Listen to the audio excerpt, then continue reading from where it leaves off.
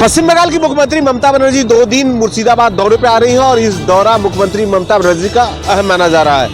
वक्फ bill को लेकर जिस तरह से मुर्शिदाबाद में सबसे ज्यादा हिंसा हुआ था, यहीं पे जिस तरह से सरकारी संपत्तियों को नुकसान बनाया गया था, 2 समुदाय के बीच में जिस तरह से झड़प की खबरें आई थी, एक समुदाय के लोग दूसरे समुदाय के घरों में तोड़फोड़ किए थे, आगजनी किए थे और जो हिंदू परिवार था यहाँ से पलायन करके मुर्शिदाबाद चला गया था। लेकिन यहाँ पे मुख्यमंत्री ममता बनर्जी का जो दौरा है अहम माना जा रहा है। ममता बनर्जी यहाँ पे आज बहरमपुर में यहाँ पे प्रशासनिक बैठक कर रही हैं, कार्यकर्ताओं से मुलाकात करेंगी और उसके बाद कल यहाँ शमशेरगंज झुलियान पहुंचेगी। यहाँ पे जिन लोगों को घर तोड़ा गया है उन्हें बंगला बाड़ी बना के नया दिया जाएगा, राहत सामग्री भी इन लोगों को दिया जाएगा और जिन लोगों का ज्यादा नुकसान हुआ है उन्हें यहाँ पे धनराशि भी चेक के द्वारा दिया जाएगा। तो कह सकते हैं कि इसके पहले पश्चिम बंगाल के राज्यपाल सीबी आनंद बोस मुर्शिदाबाद का दौरा कर चुके हैं। वहीं विपक्ष के नेता बीजेपी के शुभेंदु अधिकारी दौरा किए थे। भाजपा के प्रदेश अध्यक्ष सुकांतो मजूमदार भी दौरा कर चुके हैं। कैमरामैन पंकज के साथ मनोज पांडे, न्यूज़ 24। जातिगत जनगणना कराने के ऐलान के बाद अब कांग्रेस पार्टी आर्टिकल 15(5) के तहत निजी शिक्षण संस्थानों में आरक्षण देने को मुद्दा बना रही है। ओबीसी SC/ST डिपार्टमेंट के चेयरमैन की प्रेस कॉन्फ्रेंस में ये बात कही गई और सरकार से मांग की गई कि आर्टिकल 15(5) को कानून बनाया जाए। मोदी सरकार के जाति जनगणना के फैसले को कांग्रेस बड़ा सियासी हथियार मानकर चल रही है। जहां भाजपा नेता विपक्ष के हाथ से मुद्दा छीनने की बात कर रहे हैं, वहीं कांग्रेस इसे सामाजिक न्याय के लिए राहुल गांधी की बड़ी जीत मान रही है। अब कांग्रेस इस मुद्दे को घर घर तक पहुंचाने की रणनीति पर अमल ला रही है। इसके तहत 30 मई तक हर जिला और विधानसभा क्षेत्र में संविधान बचाओ रैली, मीडिया और सोशल मीडिया अभियान चलाया जाएगा। आज की प्रेस कॉन्फ्रेंस में राहुल गांधी का वो वीडियो भी दिखाया गया जिसमें वो सदन के अंदर कह रहे थे कि मेरी जितनी भी आलोचना आप कर लीजिए, लेकिन जाति जनगणना इस सदन से पारित होकर रहेगा। कैमरा पर्सन संजय सिंह के साथ रमन कुमार, दिल्ली, न्यूज़ 24। महाराष्ट्र सरकार में सत्ता में शामिल शिवसेना और एनसीपी में मतभेद बढ़ता जा रहा है। एकनाथ शिंदे और अजित पवार में कोल्ड वार शुरू है। खबर है कि दोनों एक दूसरे के मंच पर जाने से बच रहे हैं। यही कारण है कि अजित पवार की एनसीपी ने पूर्व मुख्यमंत्रियों के सम्मान में जो कार्यक्रम का आयोजन किया था, उसमें न तो एकनाथ शिंदे पहुंचे, ना ही उनकी पार्टी का कोई नेता पहुंचा। इतना ही नहीं, संजय सिरसाट जो एकनाथ शिंदे गुट के मंत्री हैं, उन्होंने कहा कि जिस तरह से लाडली बहन योजना के लिए फंड डाइवर्ट किया गया सामाजिक न्याय विभाग का, वो गलत है। एक तरह से उन्होंने अजित पवार पर इतना बड़ा हमला बोला कि उन्हें शकुनी तक करार दिया, जिसको लेकर कहीं न कहीं जो विपक्ष है वो भी हमलावर है। शिवसेना यूबीटी के नेता संजय राउत ने इसको लेकर संजय सिरसाट पर हमला बोला है। राजेंद्र के साथ इंद्रजीत सिंह, न्यूज़ 24, मुंबई। पाकिस्तान की ओर से लगातार अंतर्राष्ट्रीय सीमा और नियंत्रण रेखा पर सीज फायर का उल्लंघन किया जा रहा है। भारतीय सेना के जवान और बीएसएफ के जवान पाकिस्तान को उसी की भाषा में मुंहतोड़ जवाब दे रहे हैं। लेकिन अब हम आपको वो तस्वीरें दिखाने जा रहे हैं जो शायद इससे पहले आपने कभी देखी होंगी। अपने कैमरामैन से कहूंगा कि आपको वो पाकिस्तान का सियालकोट का वो इलाका दिखाए जो बदनाम है आतंकियों के लॉन्चिंग पैड के लिए। तस्वीरों में आप देखिए कि ये सियालकोट का इलाका है। सूत्रों से ऐसी जानकारी मिली है कि इस इलाके में आतंकियों के लॉन्चिंग पैड है। आतंकी यहाँ पर मौजूद है, लेकिन घुसपैठ नहीं करवा पा रहे हैं क्योंकि बीएसएफ के जवान बेहद ज्यादा अलर्ट हैं। और यही तस्वीरें दिखाई दे रही हैं एलओसी के इलाके पर। वहां पर भी आतंकियों की मौजूदगी साफ तौर पर देखी जा रही है, लेकिन वहां पर भी आतंकी घुसपैठ नहीं कर पा रहे हैं क्योंकि सेना के जवान बेहद ज्यादा अलर्ट हैं। अब आप तस्वीरों में देखिए कि पाकिस्तान की पोस्ट आपको दिखाई दे रही है, लेकिन सैनिक वहां पर नहीं है, यानी जो रेंजर हैं वो पोस्टों को खाली कर चुके हैं। घर के मारे बीएसएफ के और भारतीय सेना के। कैमरामैन शाम के साथ पंकज शर्मा, न्यूज़ 24, भारत पाकिस्तान अंतर्राष्ट्रीय सीमा।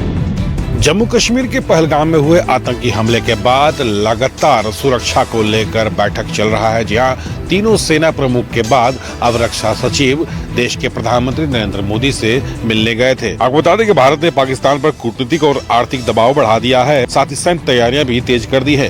पहलगाम में हुए हमले के 12 दिन पूरे हो गए हैं। इससे पहले साल 2016 में जब आतंकियों ने उरी में हमला किया था तो भारतीय सेना ने 11 दिन बाद सर्जिकल स्ट्राइक करके इसका बदला लिया था। वहीं साल 2019 के पुलवामा अटैक का बदला 12 दिन बाद एयर स्ट्राइक करके लिया गया था। अब भारत पहलगाम हमले का बदला लेने की तैयारी में जुटा है। इस आतंकी हमले में आतंकियों ने धर्म पूछकर 26 पर्यटकों को गोली मारी थी। खुफिया एजेंसी ने दावा किया है कि हमले के पीछे पाकिस्तानी आतंकी संगठन TRF का हाथ है, जो लश्कर तैयबा का सहयोगी संगठन है। इलेक्ट्रॉनिक सर्विलांस ने आतंकियों के सिग्नल पाकिस्तान के 2 ठिकानों पर जुड़े पाए गए हैं। वहीं पाकिस्तान के पूर्व सैन्य अधिकारी आदिल रजा ने सनसनीखेज दावा किया कि इस हमले के पीछे पाकिस्तान के सेना प्रमुख जनरल असीम मुनीर का हाथ है, जिन्होंने अपने निजी हितों के लिए यह हमला कराया है। कैमरा पर्सन जहांगीर के साथ पवन मिश्रा, न्यूज़ 24 दिल्ली।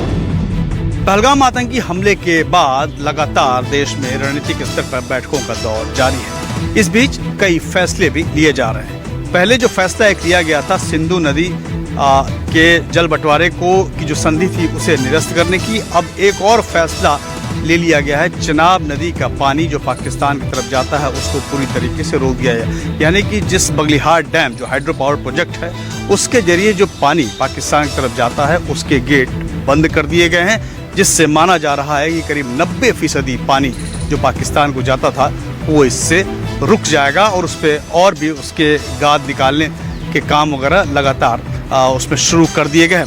इससे पाकिस्तान में काफ़ी खलबली मची है और ये एक तरीके का दूसरा स्ट्राइक है जो भारत की तरफ से किया गया है, जो पाकिस्तान को परेशानी में डाल सकता है। पाकिस्तान लगातार इसका विरोध करता रहा है, प्रतिक्रियाएं भी आनी शुरू हो गई हैं।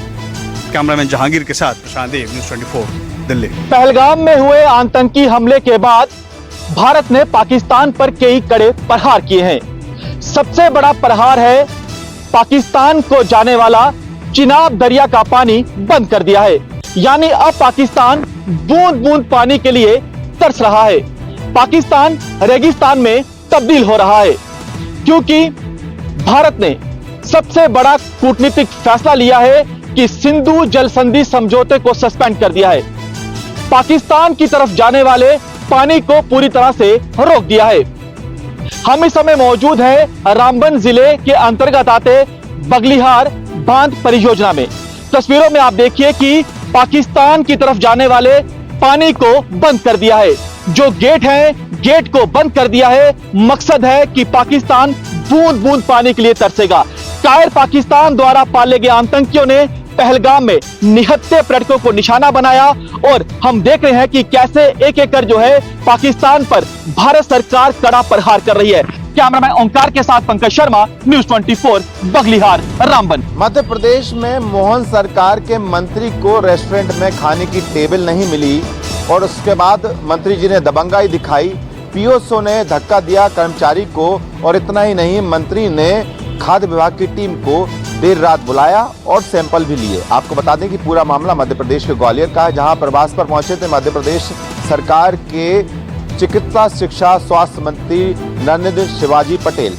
और उन्होंने जब रेस्टोरेंट में पहुंचे, क्वालिटी रेस्टोरेंट में, तब उन्होंने रिसेप्शन पे पूछा, उनकी खाने की टेबल जब बुक होने की बात कही। इसी बीच विवाद यहां से शुरू हुआ, जिसका सीसीटीवी फुटेज सामने आया है, जिसमें मंत्री जी साफ नजर आ रहे हैं। स्टाफ के बीच में बातचीत हो रही है और इतना ही नहीं, मंत्री के पीएसओ एक जो स्टाफ है सेकेंड ऑनर उस रेस्टोरेंट का, उसको भी हटाते हुए धक्का देते हुए नजर आ रहे हैं। ये विवाद हुआ। इसके बाद रेस्टोरेंट के मालिक और बाकी जो ग्वालियर के जो व्यापारी हैं वो पहुंच गए देर रात और इसके बाद कुछ ही देर बाद खाद्य विभाग की टीम इसी रेस्टोरेंट में पहुंचती है और सैंपल लेना शुरू कर देती है। कैमरा पर्सन कमलेश राज के साथ नितिन श्रीवास्तव, न्यूज़ 24 भोपाल।